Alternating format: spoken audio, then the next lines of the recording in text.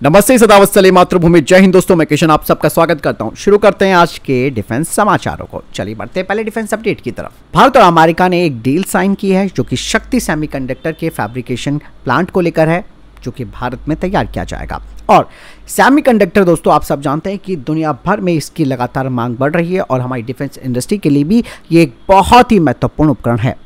अब कहा जा रहा है कि दोनों ही देश मिलकर एक नया सेमीकंडक्टर निर्माण संयंत्र स्थापित करेंगे और इसके जरिए अमेरिकी सशस्त्र बल और उनकी जो सहयोगी सेनाएं हैं और जो भारतीय रक्षा बल है उनको चिप्स की आपूर्ति इसके जरिए होगी। और शक्ति नाम का जो फैब है वो 2025 में स्टार्ट होने वाला है।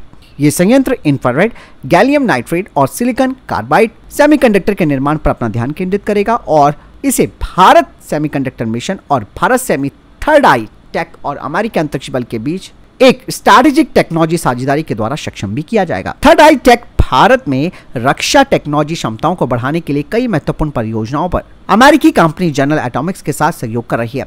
ये साझेदारी टेक्नोलॉजी के क्षेत्र में दोनों देशों के बीच बढ़ते रणनीतिक सहयोग को दिखाती है। भारत में शक्ति सेमीकंडक्टर फैब की स्थापना दोस्तों सेमीकंडक्टर विनिर्माण में वैश्विक नेता बनने के भारत के प्रयासों में एक महत्वपूर्ण मील का पत्थर है। ये राष्ट्रीय सुरक्षा के महत्वपूर्ण क्षेत्रों में अमेरिका और भारत के बीच बढ़ते विश्वास और भरोसे को भी प्रदर्शित करता है।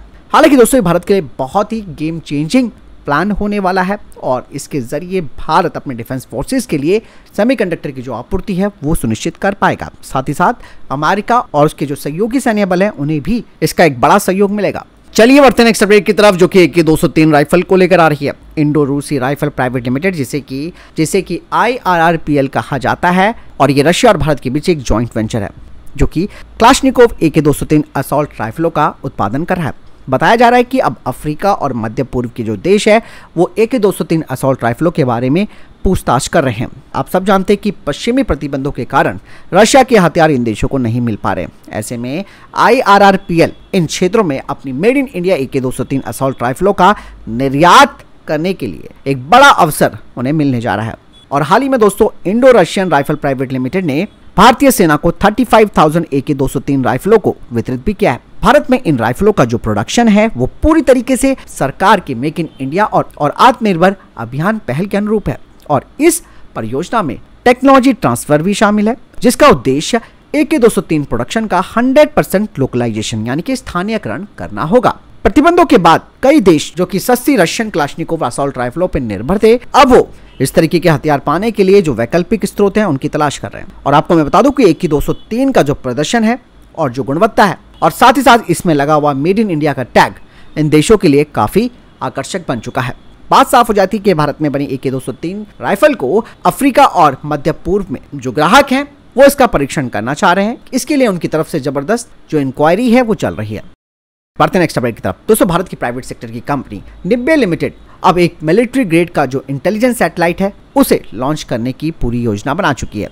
निब्बे लिमिटेड ये एक भारतीय एरोस्पेस और डिफेंस कंपनी है और ये भारत में 23 यानी कि 23 मिलिट्री ग्रेड खुफिया सैटेलाइट्स का समूह लॉन्च करने की योजना बना रही है, जिसके लिए उन्होंने एक बड़ी घोषणा भी की है।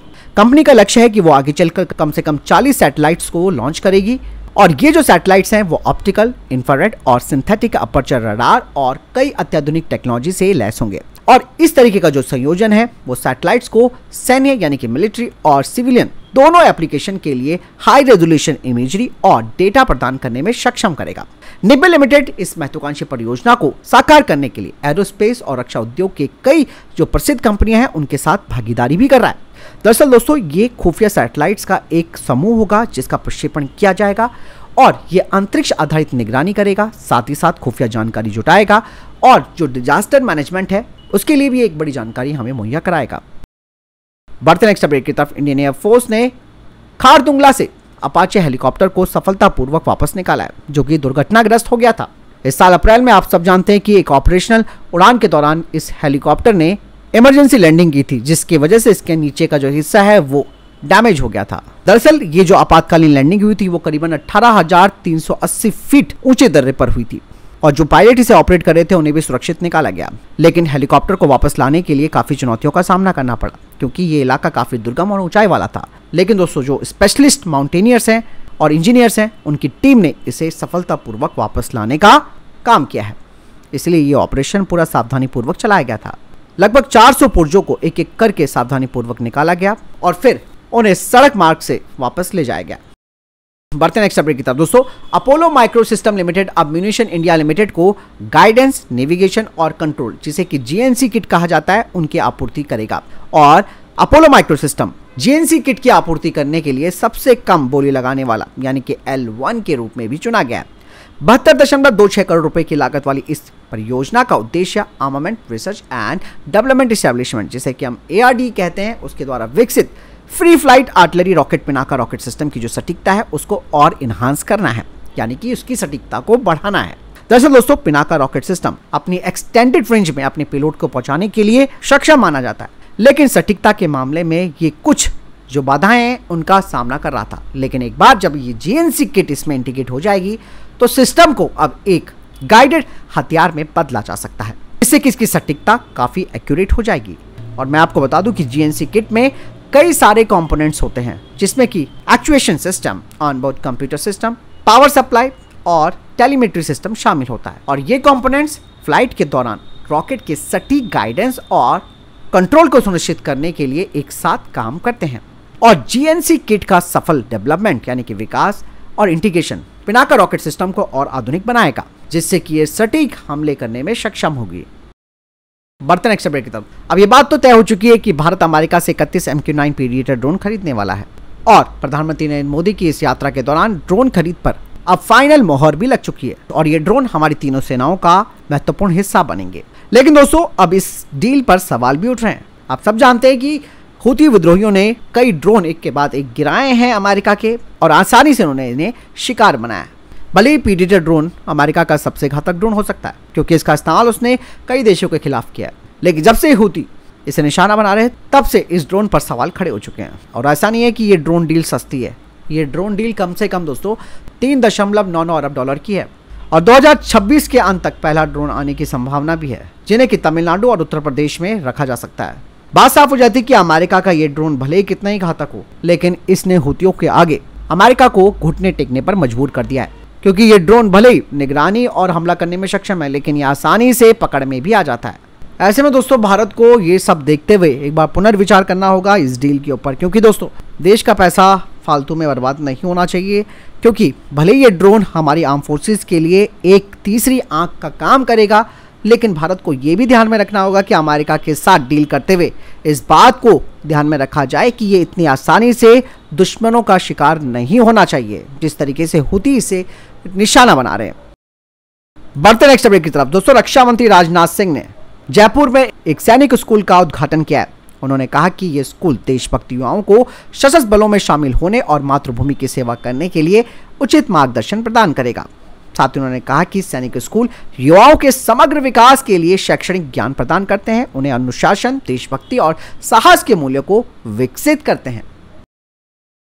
बढ़ते नेक्स्ट अपडेट की तरफ दोस्तों, तेजस मार्क 2 की जो पहली फ्लाइट है वो 2026 में आयोजित की जाएगी, तो AMCA मार्क 1 की जो पहली फ्लाइट है वो 2028 में की जाएगी।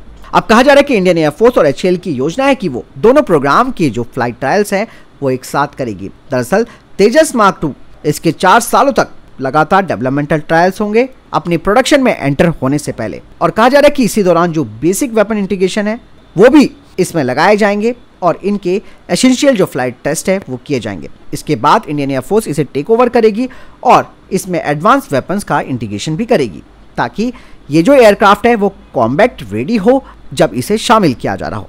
यही नहीं, इसके अलावा जो AMCA मार्क 1 प्रोग्राम है उसके तो कई चुनौतीपूर्ण जो फ्लाइट ट्रायल्स है वो किए जाएंगे, और कहा जा रहा है कि कम से कम 1500 फ्लाइट ट्रायल्स इस एयरक्राफ्ट के डेवलपमेंटल फेज में किए जाएंगे, और ये जो सभी ट्रायल्स हैं वो 5 सालों के अंदर पूरे होंगे और फिर 2028 में इसकी पहली फ्लाइट होगी।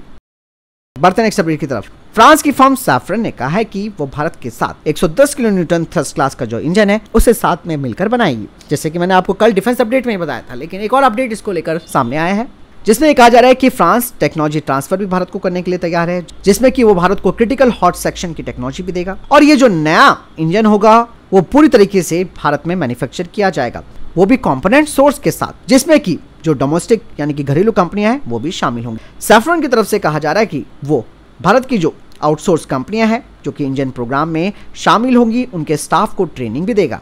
साथ ही साथ सैफरन और गैस टरबाइन रिसर्च एस्टेब्लिशमेंट इस इंजन का जो ज्वाइंट इंटेलेक्चुअल प्रॉपर्टी राइट है वो अपने पास रखेंगे, ताकि भारत इस इंजन तकनीक का अपनी जरूरत के हिसाब से इस्तेमाल कर सके। और यही नहीं, भारत इस इंजन को एक्सपोर्ट भी कर सकता है तीसरे देश को। यही नहीं दोस्तों, फ्रांस के सैफरन की तरफ से यह भी कहा गया है कि वो भविष्य के लिए 130 किलोन्यूटन थ्रस्ट क्लास का जो इंजन है उसे भी वो भारत के साथ मिलकर तैयार करना चाहता है। चलिए बढ़ते हैं नेक्स्ट अपडेट की तरफ। दोस्तों, इजरायली विमानों ने इजराइल की सीमा के पास दक्षिणी लेबनान पर ताबड़तोड़ हमला किया है। आपको बता दें कि हिजबुल्लाह के ठिकानों पर जबरदस्त इजरायली हवाई हमले हुए हैं। इजराइल ने नागरिकों को उन इलाकों को खाली करने की चेतावनी दी है और कहा है कि भारी हथियारों से लैस ये जो हिजबुल्लाह है उन्होंने काफी हथियार जमा कर रखे हैं। वहीं जो लेबनान की हेल्थ मिनिस्ट्री उन्होंने कहा है कि हमले में कम से कम 100 से ज्यादा लोग मारे गए हैं और 400 लोग घायल हुए हैं। इजराइल अब लेबनान को नष्ट कर रहा है। दोस्तों, आखिरकार पाकिस्तान के आईएसआई को एक नया चीफ मिल गया है।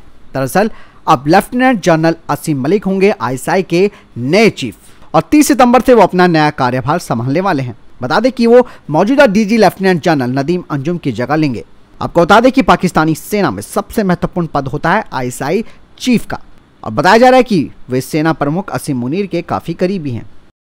फिलहाल इधर तक के टॉप डिफेंस अपडेट्स। वीडियो के सामने कोई प्रश्न जवाब या कोई सवाल है कमेंट सेक्शन में लिखकर जरूर पूछ सकते हैं। वीडियो को लाइक और शेयर जरूर कीजिएगा। जय हिंद, वंदे मातरम।